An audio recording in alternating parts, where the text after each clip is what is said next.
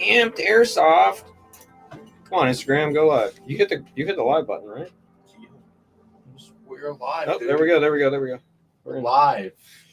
We're in. We got guys. What's going on? Welcome to Lunchtime Live. Let me answer your questions. Wes is currently on his way down to Gatlinburg for a car show. Very, very cool thing he gets to do every year. So it's just me this week. Logan working the camera. So if you guys got any questions, just let me know and I'll see what I can do. Hey, Rug, what's up? What's today's topic? Well, I think today's topic is going to be it's always comment driven, but we can talk about national events. We can talk about some new stuff in Airsoft. Speaking of national events, Bo, I know you got Northern Front coming up this weekend. We're going to be there. Team is actually leaving quite soon today, so we're going to be doing that. We also got Irene the same weekend, so I'm going to be actually at Irene. And then Eric's team is going to be at Northern Front. If you guys haven't been to Northern Front, please go to Northern Front. It's honestly one of my favorite fields, Action Sports Wisconsin. It is one of my favorite fields. Just the Connex city they had set up, plus the mix of the woods. It's a really cool setup. Don't get to go up to that area a lot. I wish I could, but I can't all the time, so it sucks. But it is very cool. And then Irene. If anybody has not heard of Irene before, it is probably one of the oldest, biggest Milsim events. It is always hosted at Mutzy, and for a while there, we couldn't go back to Mutzy. And now finally, everybody's gotten to go to Mutzy. So if you guys haven't been to Mutzy yet this year, because there's been a lot of events, Arsenal was one of them. Centurion did an event there as well.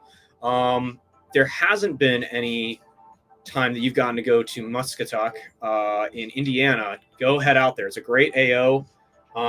Definitely love going to get out there. Rogue's here. Rogue says hi. Is the Aunt Larry going Northern Front? No, Larry was just at EA, and he's taking a weekend off. So Aunt Eric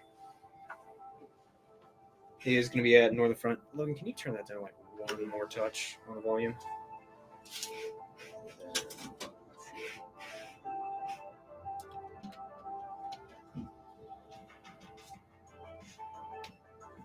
Cool. I think we are all good to go. Thanks. There we go. All right, cool. I got YouTube here, and I need to search for anything. Got this. Got the questions going on Instagram on my phone as I drop it, because I'm really awesome at that. We'll be at Northern Front.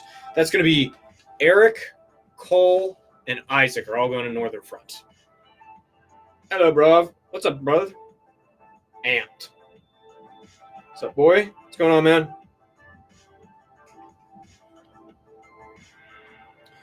But yeah. Poppins in the chat. Yes, he is. But yeah, guys, if you got any questions, feel free to lob them my way. I will try and answer them as best as I can, and we can go from there. But until then, I guess I'm going to keep reading these comments here. But guys, why don't you start talking to me about what are you going to start doing for this fall season at Airsoft? Because it just kind of kicked off, I want to say, this past month. Fall season Airsoft finally just kind of kicked off, and that's when everybody kind of gets back into it. Heat dies down. Everybody gets to go to whatever they want. What are you guys trying to do? You trying to do any builds? You guys trying to do any get out to any events? Talk to me. What are you guys thinking about? And Logan's just over there, just, on his phone. Shut up. Just on his phone. It's whatever. You know what I'm going to do for the fall season? Nothing. Why? Because I can't say for legal reasons. Bo is ready for better weather. Yeah, brother, I hear that. It's been way crazy, up and down. I'm going to get my ghillie loadout set up and ghillie snipe. What are you trying to base the loadout on? Fall season, summer season? What are you trying to do? And what sniper are you running, man? Anyone on the team try the Pulsar and an MP5? I think the gold nozzle is too long for them. So they do have different nozzle lengths now.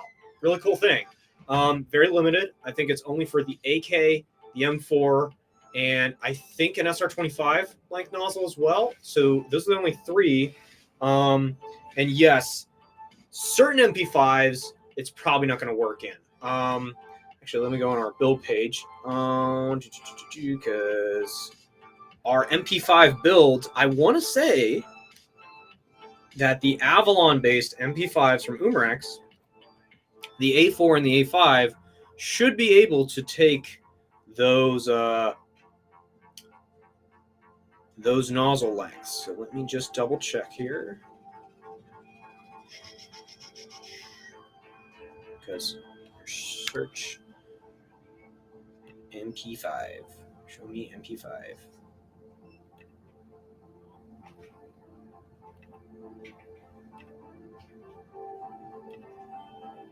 Search is a lot cooler now. I really like this.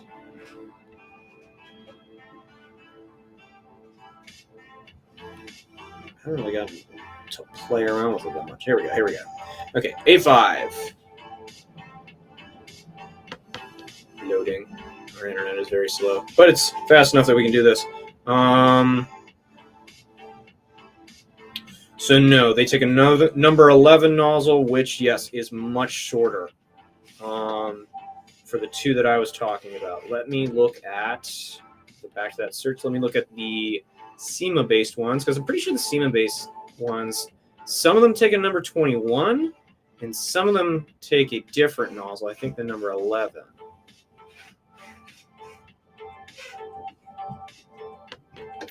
So, nope, number 21s. Yeah, they're all going to be number 21 nozzles. So, unfortunately, as of right now, no, you cannot fit it easily in an MP5, but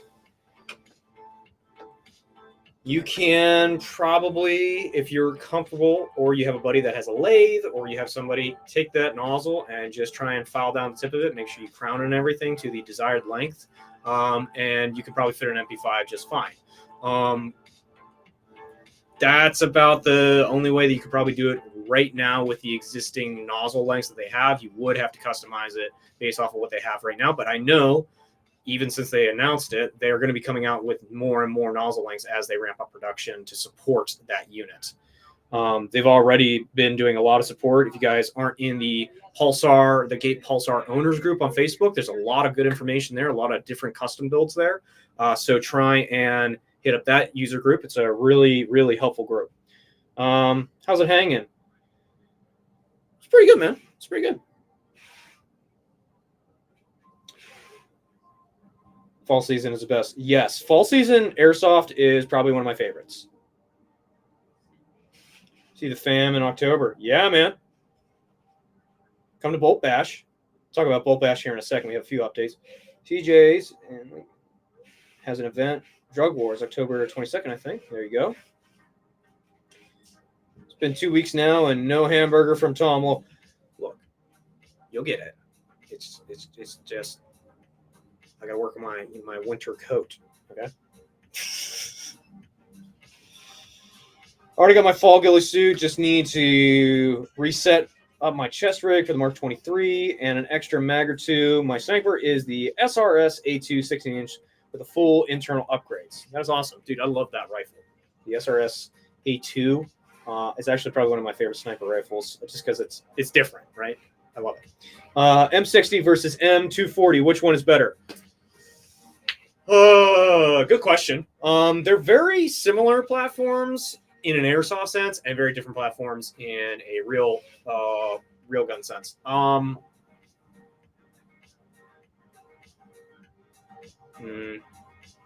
Even trying to look at internals, I would say for airsoft, probably an M60, just because the barrel setup and the hop-up setup. Now there's a lot of companies that are really good with providing parts for the 240, but what I would say is that the M60 itself, the PKM, the PKP, the 240, not the 240 Bravo, but the 240 are all based on the M60.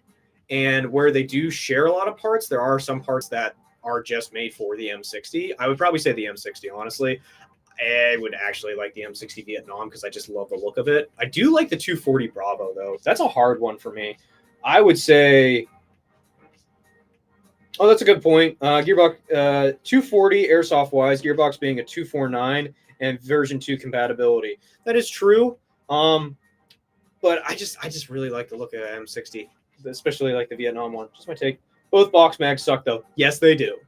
Bull gear inserts definitely help with that, but yeah, they suck. Box mags are always going to be a problem unless you can get the bull gears to work, which honestly, they seem to be working a lot better than the first generations. Can any Pit Vipers work for airsoft or only certain pairs? That's a great question. So Pit Vipers are, for anybody that doesn't know, Pit Vipers are not just the John Wick pistol. They are the sunglasses. We only sell Pit Vipers that are shatter resistant or I think it's 87 plus compliant. So basically, if a BB or something were to hit it, it will not shatter. They do make non-eye safe ones that will shatter, so they're not made out of a harder polymer. Most places when you're running Pit Vipers, you're going to have to use a gasket. The Oakley Alpha gasket seems to work quite well with them, as there isn't really a dedicated one made for Pit Vipers quite yet. But yes, there are different ones that are not eye safe, and there are ones that are eye safe. We only sell the ones that are eye safe here because we're an airsoft store, and that's probably why you're buying them from us, on top of them looking super awesome. So very cool question. Make sure you get the ones that are safety ones and that have that little side piece to them. It's a really big indicator that they are the eye safe ones. They'll also say like whatever the ANSI 87 plus, I think it is, rating is, and on the box and on the packaging. So make sure it says something like that, and then you're good to go. Thanks, boss. Anytime, man. Love the questions, guys. Love the questions. I'm gonna pop over YouTube. Hello. Is there a brand that is go-to for a Milsim DMR build? I have a Gen 2 Infernal already, but don't know what would be the most efficient in terms of costs. So that's a great question. Thank you for that. Is there a brand that is go-to for Milsim DMR build? So let's talk about Milsim. Milsim, you are trying to replicate an already existing DMR. So NATO, you got a lot of options, right? You have an M110, you have an SR25. Those are kind of the, easy ones to go for. M14, FAL. Now I'm starting to get into more of the fringe ones. So let's focus on the M110 SR25 variant for just ease of argument, so I'm not just rambling for hours. Because Wes isn't here to stop me. So what I would say is right now, if you're going to get an SR25, I would say one of two brands to get like an entry level one, unless you want like a really nice built out one. Either the G&G, new family of G&G SR25s, because they're a little bit more modern, and they also do have that one classic Knights Armament look to them as well. So there's a lot of wide variety there with the G&Gs. But also the SEMA SR25s are really good as well. A little bit older design, metal body. They are really cool and are really nice. So those are some two good options there. As far as the engine goes, that is preference, honestly. Any of the HPA engines are going to be really good for a DMR build. What I would say is if you're trying to get the tightest groupings possible and you want the highest level of tunability, get a dual solenoid system like a Fusion engine or an F2. In an SR25, you actually can fit both of those in there with the right nozzles. Also, the Scar H. Actually, the Scar H is freaking awesome. I love the Scar H. A little bit of pain in the butt to do an install on, but I love the Scar H. If you don't want to go electronic, I would suggest doing an N7 Milsim or a Mancraft system. I haven't played around with the version 2 or 2.5 Mancraft systems too much. I have a little bit of experience with them. I have a lot more experience with version 3 Mancraft, which I love. But if you're trying to go mechanical and high volume, I would go with those routes. And then let's look at the other side of Milsim. Let's look at the Rust Force side. Let's look at those guns. There's not as much of variance when it comes to DMR or what's allowed to be a DMR. That's not a bolt action. I'm gonna not do bolt actions right now. SVD and VSS, and there's probably a few others, but I'm going to focus on those two because those are the main Russian ones that are DMR. VSS is really cool because it's a centerline nozzle. So the gearbox is basically a regular version 3 gearbox, a little bit modification to the selector plate. But the really cool part about it is it's a centerline nozzle. So you can use whether HPA, you can use any HPA engine that currently exists that uses version 3 nozzles, and you can put that into a VSS. Let's talk about the SVD. The SVD, most of the SVD designs are using what's called an offset nozzle design and not a centerline nozzle design. So you will be limited in what HPA units you can use. So anything that looks like a regular, this is the cylinder and the nozzle sticks out of it and it is in the center of there, and that's where it goes. And that's all it does. Just go back and forth. No, but if you're looking for anything for an SVD, you're going to have to go with a Hydra or the F2 with the offset nozzle stuff. Right now, the Hydras are not very common. So you're probably going to be stuck with the F2, which you're not really stuck with something that's bad, which is awesome. The F2 is one of the best units on the market right now. Again, highest level of tunability you can get in a cylinder format of an HPA engine. So I would probably tell you to grab that for a DMR build if you're trying to do an SVD. For a NATO and SR25. Like I said, man, just make sure you're getting the right nozzle is the one thing. And make sure when you're doing this, because you're trying to do DMR stuff, do a barrel bucking and nub upgrade when you do it. You might not need to do a hop-up upgrade right away, depending on the brand, but definitely do a barrel bucking and nub upgrade and make sure you're using heavyweights, especially if you're doing DMR stuff, you're probably using heavyweights, but that's also going to help with long-term performance. Camera's doing a weird focus thing. Sorry about that. If you guys are noticing that, I think it's probably because my hands. I'm going to stop trying to talk like I didn't tell you. Yeah, see if it's just wobbly. Is that good? You guys probably aren't noticing on Instagram. It's just on YouTube right now. And higher price range isn't an issue. Yeah, so what I would say, yeah, man, didn't know if VFC was still worth it. VFC is worth it. VFC is probably one of the higher quality brands, and you actually have access, if you're going into VFC, a lot more option sets as far as what's a DMR. HK416, SCAR H, SSR SCAR, what else? And SR25, the M110. If you're getting one, make sure it is not one of the Amoeba boards, though, because then you're going to need a special trigger board to make it work. So try and stay away from that stuff. It works fine. It's just it's a little bit less customizable when you're doing the upgrade. It's not as intuitive. I would just tend to stay away from it if you just want to have the easiest time installing it and just getting your gun up and going. Also, something I would do, I would put an air stock on it. If you're doing an SR25, you have a buffer tube, I would just immediately put an air stock on it. Then you don't have to run tanks on your back and a remote line, and you don't have to worry about all that. Plus, you're running a really big gun. Any weight you can save off of your back, I would do so, especially for a milsim, especially a continuous one. So those are my options there. Let's see what else we got over here on Instagram.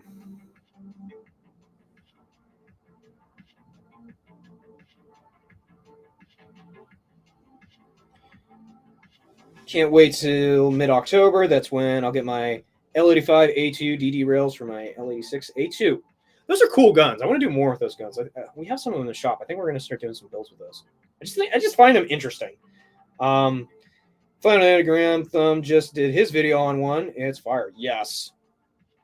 SEMA SR25 with the CQS system is a big plus for jewel flexibility. Yes, if you're not trying to do HPA, that is a really cool option as well. But the G&G new gearbox also has some empty mag detection features that are really cool as well. So if you're trying to stay AEG with a DMR, I would go, like he said, the SEMA with the QCS system to adjust your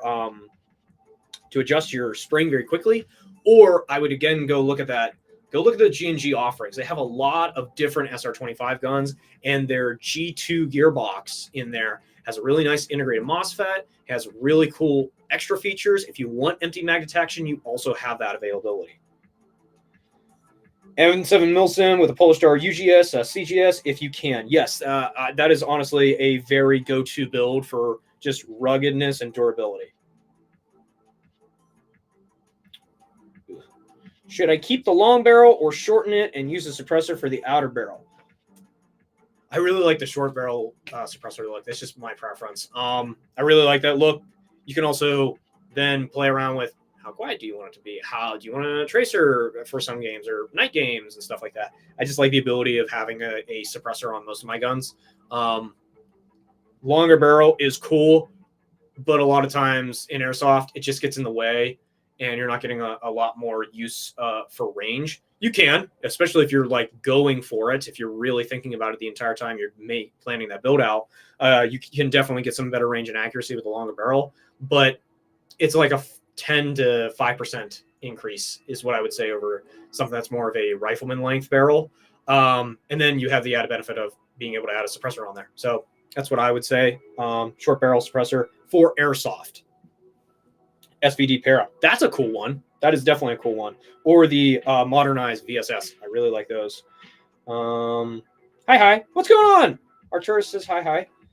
I'm excited to get my order tomorrow. Finally switching to HPA. Got Polestar F2 player kit. I'm glad you got the player kit because I was going to say if you've never had HPA, please make sure that you grab a tank line and reg. Because then you're going to have to do another order. You're going to wait. You're just going to stare at it and go, I want to use it, but I can't. And that sucks. Bolt Bash. Let's talk about Bolt Bash. You guys don't know what Bolt Bash is? There's a poster right here about it. It's going to be October 14th. Coming up really quickly, guys. I think that's in about 2 weeks, I think. So we have that 3 weeks. Yes, 3 weeks. We have that coming up, so that's going to be a fun time. But right before that as well, we also have the 4-on-2 Range Day out in Pittsburgh. It's going to be up in Katanning as well. That is going to be a really cool event we get to go to. That is going to be a real steel shoot. But we're going to be there with some Airsoft guns at their shoot house, running some 4-on-4 stuff for some guys that want to look into getting some training stuff. We're also going to be doing night vision rentals there. We're going to be doing the entire retail trailer as well up there. But then if you guys can't make it out to that, then you can also, the following weekend, make it out to Bolt Bash. Bolt Bash is also going to be a swap meet. So anybody that has some extra kit, please come by. Try and sell it, man. Make some money back. And maybe you can find some cool stuff that people have some rare items. We're also going to be having some food coming out. You guys get to play on the field for a much cheaper price than usual. Get some playtime on the field. We're going to be doing maybe some night vision demos if it's possible when the field's not being used. It's going to be a great time. Industry partners are going to be out here too. So if you guys have ever wanted to talk to anybody in the industry, we're going to be having some cool guys out, and the guys who aren't going to be able to make it out, unfortunately, they did send us some really cool raffle prizes. So we're going to be having raffles happening throughout the day. You guys are going to be able to win a bunch of stuff. Come out, hang out, party with us. It's going to be a great time. So if you guys haven't been able to make it out to our one last year or any of our amped expos we had previously, this is going to be the exact same thing. It's a big hangout session. It's a great time. It's a great fun time on the weekend. So please come out, hang out with us October 14th. When y'all going to open a speed field? Well, we do have an indoor field, and honestly, it is pretty compact.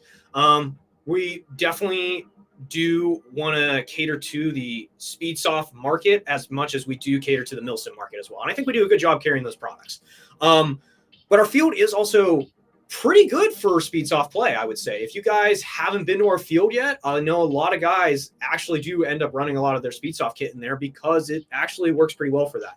But it is also set up a lot like a shoot house too. It's very tight, it's very cramped. It's good for working on doing some corner drills and doing some room clearing as well. It's a really good mixture of that in a very small space, and it works out actually really well.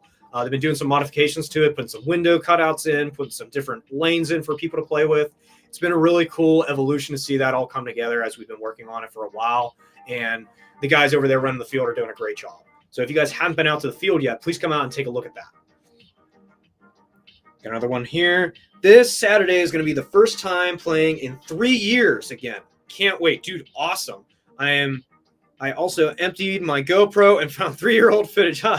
Greetings, the Netherlands. Dude, that is awesome. Glad to see you're getting back into it. Fall is a great time to get back into Airsoft. Community comes out in huge droves. Netherlands, I'm sure you guys are getting some crazy weather here soon, so it's great you're getting back out there.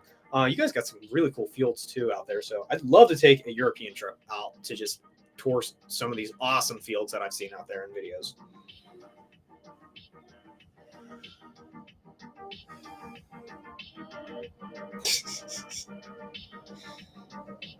I'm sorry, Ross. I will not be out there. But Eric and the boys will, and you guys are going to have a great time.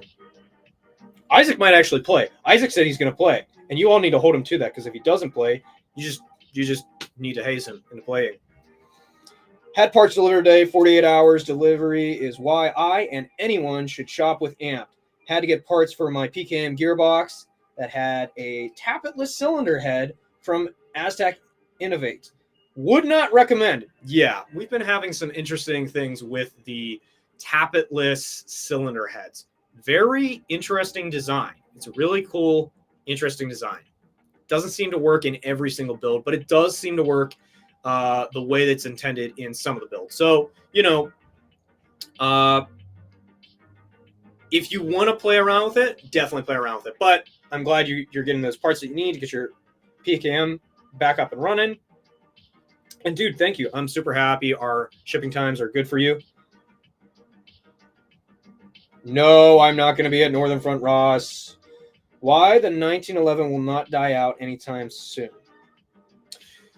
2 world wars. And I'm just going to let that one simmer. Speaking of MVGs, we'll have a conversation. Maybe. I'll keep saying that until we do, and then avoid it. Wish I could go, but I'm not. But I'm too far away and broke. As a joke, being a family man and all. No, I mean, family comes first, man. If you got to do what you got to do, be responsible. I completely understand that. But love to have you out if you could, or hey, maybe we'll just get to see you at an event that we're closer to you by. Brittany, Brittany's here. Amped Airsoft Brittany is here.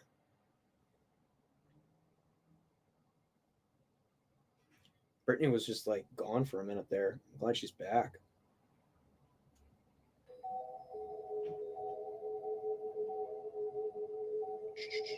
Make sure I didn't miss anything. All right, cool. I don't think I did. What are decent compressors for HPA tanks? I have to travel in order to fill tanks. Not all fields have one. Decent is not 12K euros less dollars, of course. Yes, yes.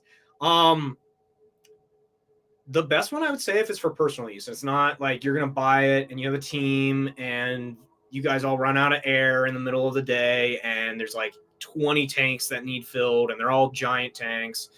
That you're gonna need a pretty big compressor to keep up with. But if it's just a personal one, honestly, look at the Umarex air compressor. It's like a very small one. It's kind of loud. I'm not gonna lie, but most of these air compressors that get the whole way up to 4,500 psi and even 3,000 psi, they're going to be loud. It's literally trying to compress air to an extremely high pressure. They're going to be loud. If you can get past that, or you can find a way to mitigate it, that is probably the one I would tell you to get. It can go up to 4,500 psi, has some auto shut-off features, and it's actually pretty. I'm not going to say affordable because a compressor that does that is going to be expensive. It's going to be anywhere from, you find the cheapest Chinese knockoff one at like $500. Maybe you can find one for $350 that's like water cooled with a bucket of water. Maybe. I don't really recommend those, especially if you're having it at your house. Those are also extremely loud. They don't have a lot of the nice features that some of the other ones do. What I recommend is the Umarex one. We sell it on our website. It's mainly designed around guys who use pellet rifles because they're generally going out and hunting with their pellet rifles and can only get so many shots out of the onboard tank. And so they want to be filling up at their house because oftentimes they're just going to fill up and go hunt on their back property or something like that. That's the one I would recommend. If you're not trying to get like a big one, we actually just got a second compressor for our national event setup. So now we can service more events with air on both of our trailers, which is super awesome, very needed, especially for this weekend. Irene and Northern Front both need air, and we got to figure it out. So it's awesome. But that's what I recommend to you. We do sell those on our website. I think we have a few in stock right now. If we don't, they come in actually fairly regularly.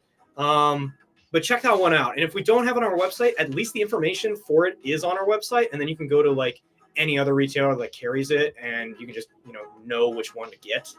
So I check that one out. Like I said, the noise is going to be the biggest complaint with it, but it's pretty good for the price that it comes in at. My buddy bailed on me for MSW. Any advice for a solo? That's a great question. Let me do a follow-up with you in particular. So are you running NATO? Are you running militia? Are you running Rust 4? What did you guys intend to do? Because that's going to really kind of base on what you do in my head. You're going to be lumped into a squad either way. So I'll just start out, and then you tell me which one you're doing, and maybe I can tailor it. But you're going to be lumped into a squad either way, okay? Just make friends. Right when you get up and find your cadre, you find your platoon leader, he's going to put you in your squads. You're all going to line up. You're going to do a gear check. And right at that moment in time, you're probably going to have a fire team lead, or you're definitely going to have a platoon leader, and a squad lead probably. And one of those guys is going to be directing you. The platoon lead is going to be directing everybody, and then your squad lead is going to be directing your squad. Get friendly with those guys. You're going to be working with them all weekend, and honestly, communication is key. Especially if you're going to the one down in Tennessee, that's a wooded game, so you're going to want to definitely stay around people. If your buddy if you guys were splitting up the load in the rucks, that's something I would get squared away right now that he bailed on you. Reevaluate your ruck situation, make sure you have everything you need to sustain yourself. If it starts raining, if the temperatures drop, and that you have enough food, and that you have enough water. Make sure that's taken care of first and foremost. You want to be able to get through the game. Don't drop. The next thing I would say is, just make friends with your squad. Get in contact with those guys. If you can figure out from the roster, once it comes out, just try and get in contact with them and just say, hey, I'm a solo guy. Nice to meet you all. Be friendly. Just be open. If they want to go do a thing and you're not that into it, just run along with them. They'll probably end up being a good time. If you're not having a good time with them, maybe just try and figure out a way to have some fun. Try and just talk to a bunch of people while you're there. Get a vibe for what's going on in the game. If you are a MSW veteran, you've been to an MSW before, you know what it's going to be like. Just be friendly with people, especially once you get into firefights, you're on patrol together, you're doing a bunch of stuff. You're going to have a bunch of other guys in the same platoon. Maybe get friendly with some of those other squads too. Just so you have other people to talk with. And just be checking in with your platoon lead and everything, and just making sure that you're always just in the right. Just make sure you're doing the right stuff while you're there and having a good time. The best way to have a good time is just be open and make friends, man. Just be like, hey, let's go shoot shit together. That's what you're out there to do. You're out there to go just LARP, have fun, man. Just be fun. That's honestly the best advice I can give you for any faction you're going on. The only reason I asked faction was because like NATO, they are one of the NATO and Rush 4 are very organized, but Rush 4 runs a militia, and there's a lot of new people do militia because they're less strict uniform requirements. And so you might not be in the minority if you're running militia. You probably, a lot of those guys only came with one other person. They might not have come as a big group.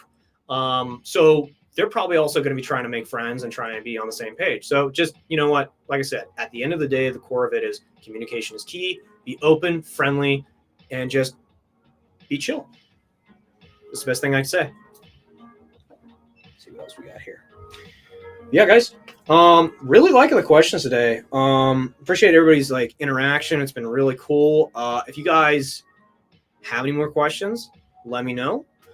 If not, I'm just gonna wait for some more to come in, and then I'll probably start talking about what we're doing this weekend, what we're doing the rest of the month, because we got a lot going on. Let me see what exactly we have going on, because I know these are just big weekend or big months of stuff going on. It's verifying me. It wants me to verify my password. I love Google. It's like, you've never been on this computer before. This is the computer I use every day. So like I said, we got Northern Front, we got Irene, we got one of our trucks going in for a cap to be installed. We have Wes down in Gatlinburg having a fun time at that. Hopefully, he's on his way down right now. Let's look at October. So next weekend, after Northern Front, after Irene, after we've had a great time there, we're going to be down at that MSW Counterattack Volgograd. So that'll be a fun one. I think some of our guys are going to go down and try and play that one. I know Ryan really wants to, and I think Wes is going to go down with him and play, possibly. Something here. We also have, like I said, the 4-1-day community shoot is a really big deal.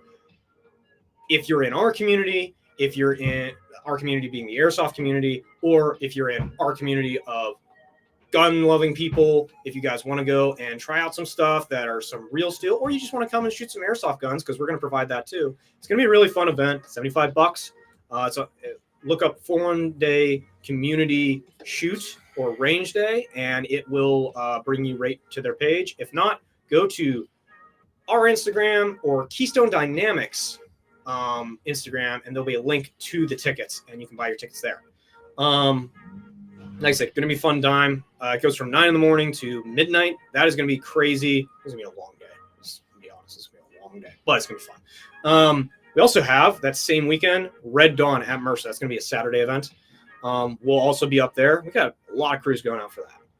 So that's that weekend. And that's just one weekend in October. Following weekend, we have Bolt Bash. That is going to be, like I said, our Bolt Bash. That's going to be so much fun. Just come down and have fun with us, guys. It's just going to be chill. Food. It's going to be a lot of people. It's going to be a big hangout sesh. You can play if you want. You can not play if you want. You can go look at people's junk that they're trying to sell. Maybe it's not junk. Maybe you want to sell your junk. Also, if you want to sell your junk, go on our website. There are tables for sale if you don't have a table. It's like $10. It's just like so that the spaces aren't all just taken in the morning. You have something reserved for you. So do that. Get a table. And then right after that, we're going to Colorado, baby. We're also going up to Tolcom for Stag Ops Autumn Justice. You guys haven't bought night vision for either of those events, go grab some night vision rentals off us. We also have Tazwell that weekend. That's going to be crazy. Tazwell's always fun. And it's one of the few AOs that they move around where you're actually playing in a town, an active town. Then we have a weekend off. That's insane. Oh, well, it's because it's Halloween weekend. Halloween. And then we go down to Blockade and MSW, AMS Blockade, and the same weekend as MSW at Muscatuck. And that's as far as I'm going to go because, honestly, that's a lot of events for everybody to kind of keep track of. So, a lot going on with that. Let's see what else we got going on here.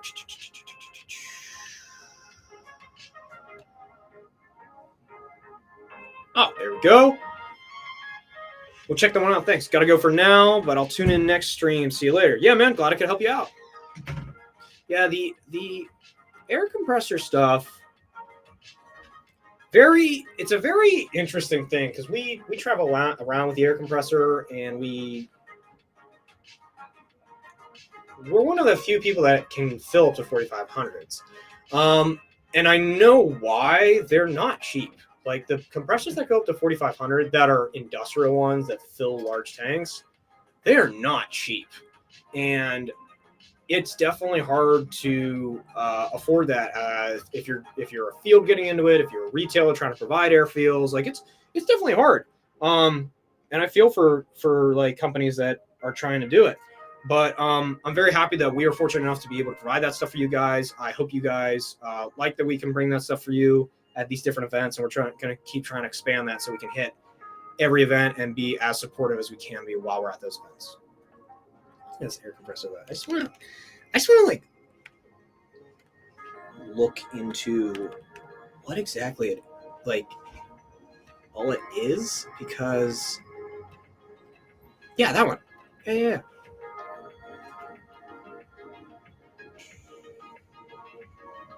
Okay, so it's $700 is the one I was talking about. We do have 4 in stock currently. Requires no oil. That's really good. Auto shut off, so that's also really cool. So you're not going to overfill anything and throw burst discs on tanks. Temperature protection will actually fill to 4,500, which is really cool for a freaking $700 air compressor. That's awesome. Uses just regular electricity, so it's not gas powered, which is awesome.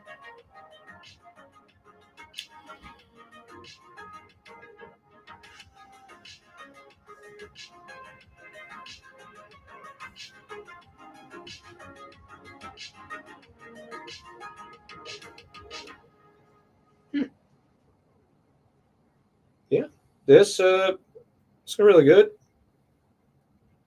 It takes about, that's actually pretty impressive. So it takes approximately 27 minutes to top off a tank from empty, or not top off, but from empty. 27 minutes for the largest, like a 90-45. That's pretty cool. Let's see what some new products are. Let's go over those. If you guys haven't noticed, we did a full revamp of our search thing on our website. It actually works really well.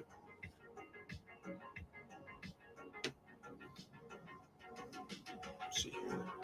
Oh, so if you guys haven't noticed yet, we now HPA all of the Specna Arms M4s. So if you guys are looking for a little bit of an upgrade to a regular Specna Arms, we now offer those as HPA builds.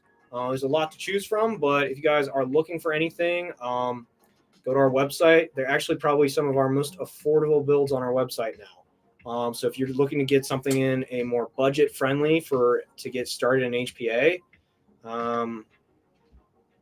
some of these are just over $600, which as far as a full, yeah, there are some that are under $600. That is awesome. Let's keep going down. $545.96. Yeah, just to get you started. Some of these are just above $500 to get started with HPA. So if you guys are looking for if you guys want to take a jump, but you guys don't want to break your bank, I know $500 for some people is also a very large sum of money. But there's some gun builds we do that are $1,400 or some are $1,600, depending on what gun you buy, what engine you put in it. Take a look at some of these Specna Arms, especially if you're looking for a very budget-friendly build. We now offer those, but we also offer their full lineup as HPA builds. So if you're looking for even a higher end version of the Specna Arms, we offer those as HPA builds now too. So those are some new products. What else we got? We finally got in the 90-gram CO2s. And I know there's adapters for them to be used with a regular UFA. I want to play around with those. I want to see what we can do with some 90 grams. Because 33 grams are awesome. They work great for 90 grams. 90 gram CO2s just sound really cool. But they're really big,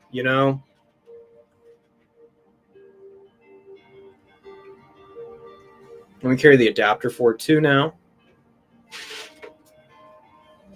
Yeah, got a bunch of new products in. We got a lot of cool stuff.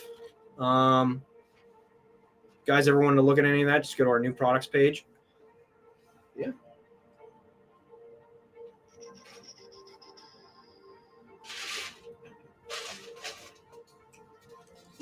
Lots of questions over on IG, Tom.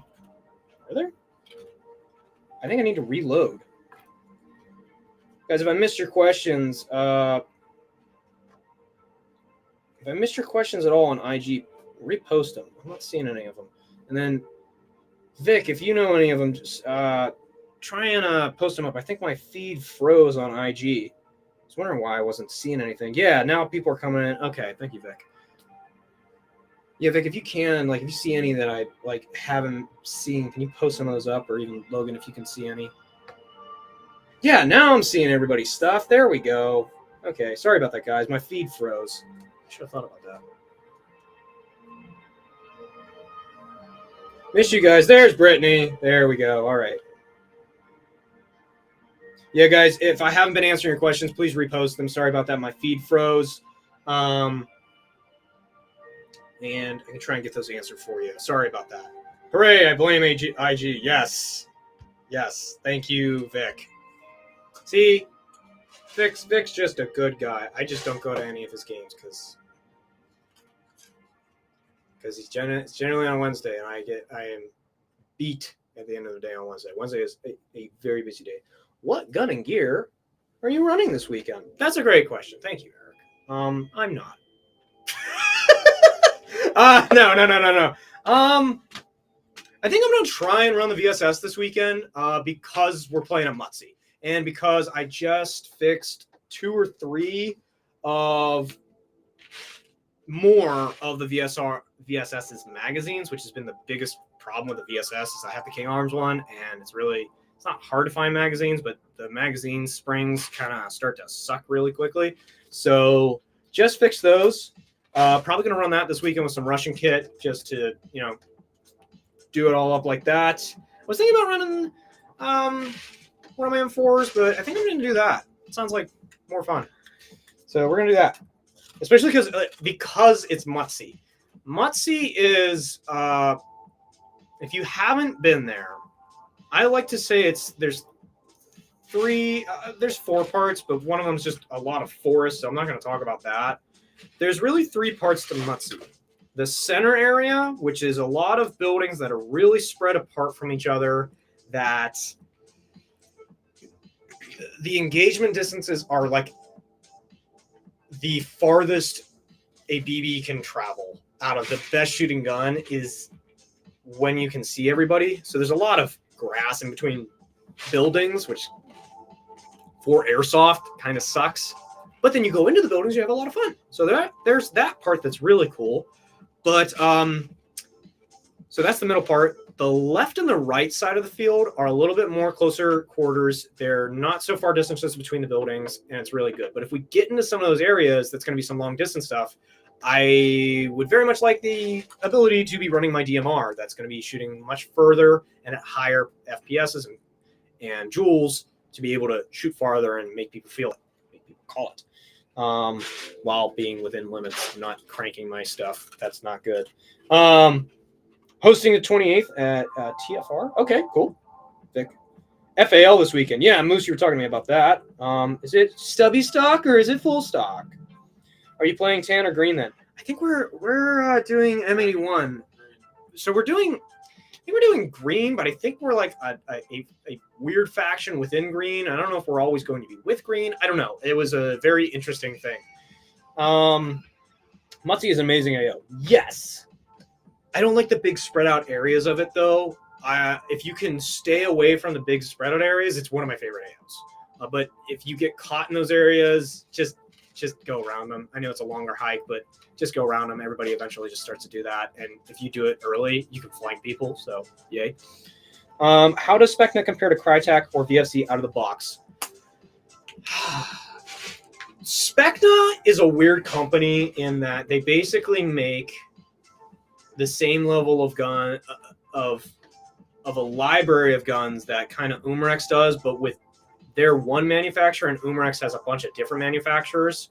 So if you look at the Elite Force like CQC M4, that's a very base low-level gun. That would be equivalent to Specna's Flex series of guns. That's their low entry point gun. Very cool. Has some quick change spring options, a true quick change spring, which is awesome.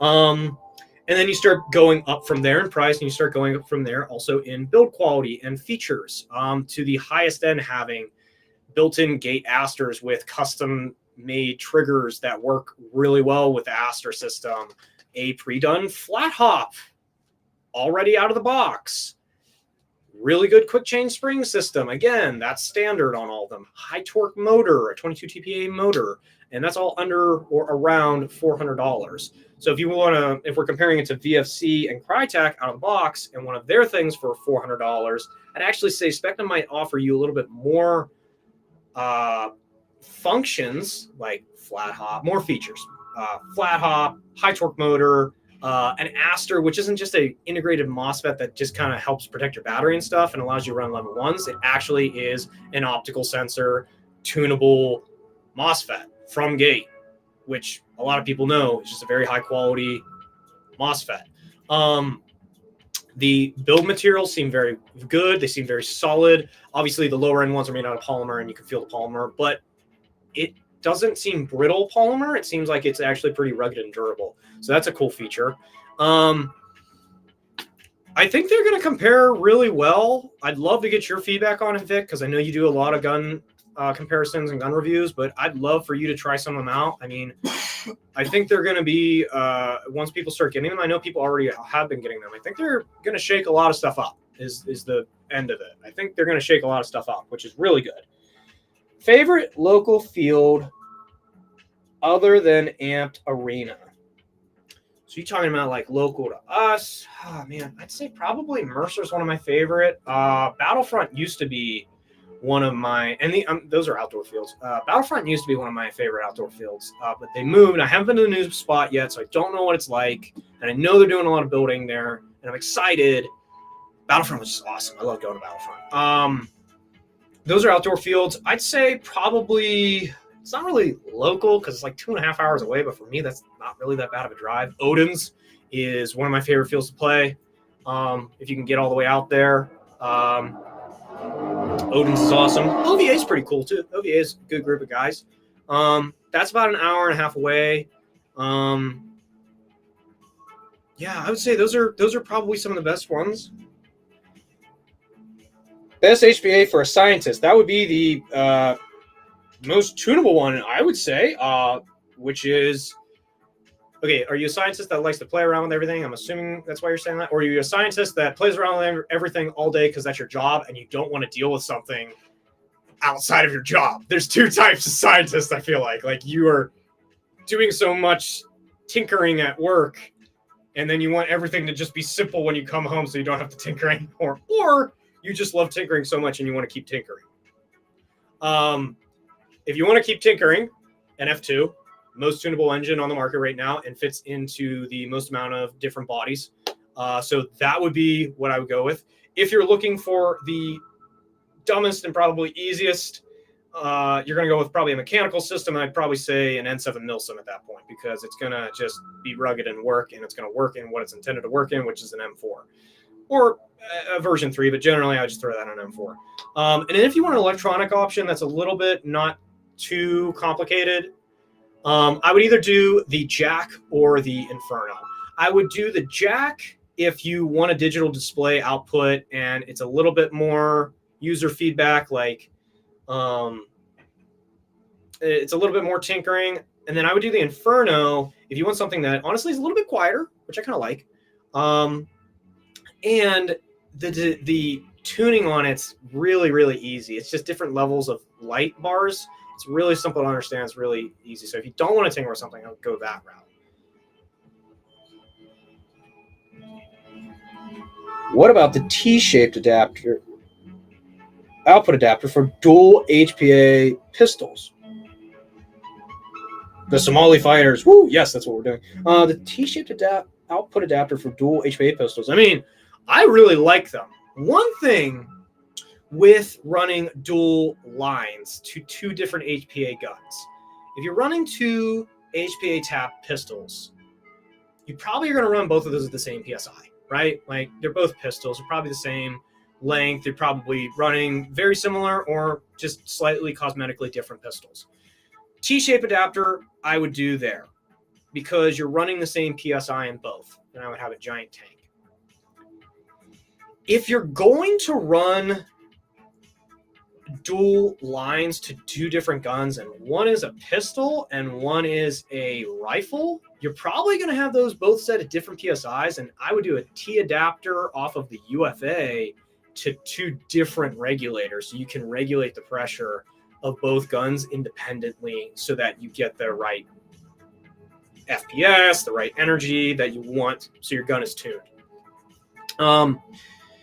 So I really like those adapters. I ran my VSS the one time with my MP7.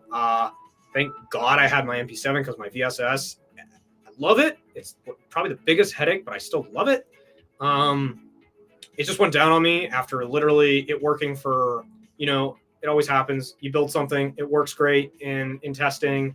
you've built it out for a month and a half, and then you get to the game, and you're like, let's go, man, have fun with it. And it just stops feeding. I love my VSS. But yeah, very happy I had my MP7 on that at that time. But I did have a T adapter, and I actually had to put a plug on it because of that. So that was a cool thing. Tom, can you do a short speech on what TPA and motors mean and how it relates to builds? Yeah, let's do really short. TPA is turns per aperture.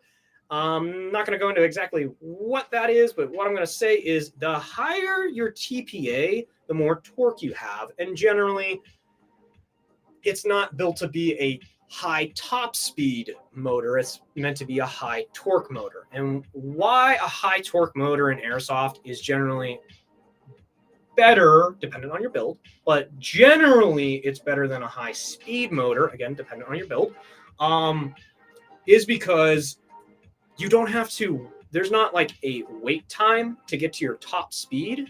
Your top speed is going to be actually fairly low, but you're going to have a lot of torque to make those gears move really quickly and pull that spring back very hard. So the higher the TPA, the higher your torque is. And so basically high TPA equate to faster trigger response in general.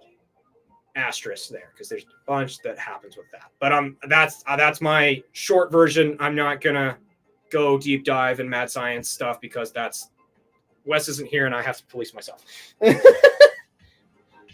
Oh, Apple. Yes. Zulu. Zulu is goated. Yes. Zulu is great field. I was thinking more like military bases that we have to like, people need to get contracts and stuff. But yeah, if you're talking about like one of my favorite fields, it's Zulu. Not only just because of the field layout's really cool, especially when you go like way far back into it, and you go to the areas that a lot of people don't know about to play. It's awesome. There's some really cool stuff there. But the staff, you have Dave runs the field, owns the field. Great dude. Awesome dude.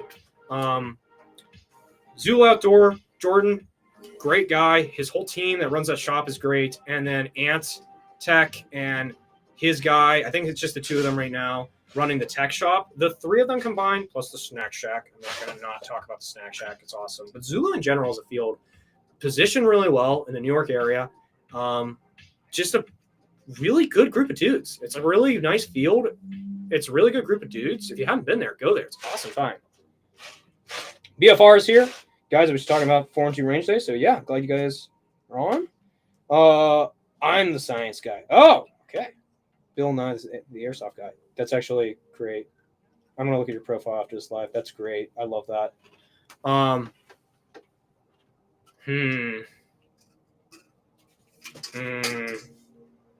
Yeah, get an F2 for you. Yeah, get an F2. And just do dumb stuff with it. Or if you want to do dumb stuff like putting into weird guns, get the Gate Pulsar. It's one of the shortest endings, so you can fit in a lot of cool stuff. So if you're trying to do weird sciencey things, maybe that'd be a cool one. Okay, cool. I did catch up. Again, thank you, Vic, for letting me know that my feed was not refreshing. Appreciate that, because I could see the video going on my phone. It's just didn't see that it wasn't refreshing. I'm about to get a drop-in HPA gearbox from you guys. When will the other gearbox colors be restocked?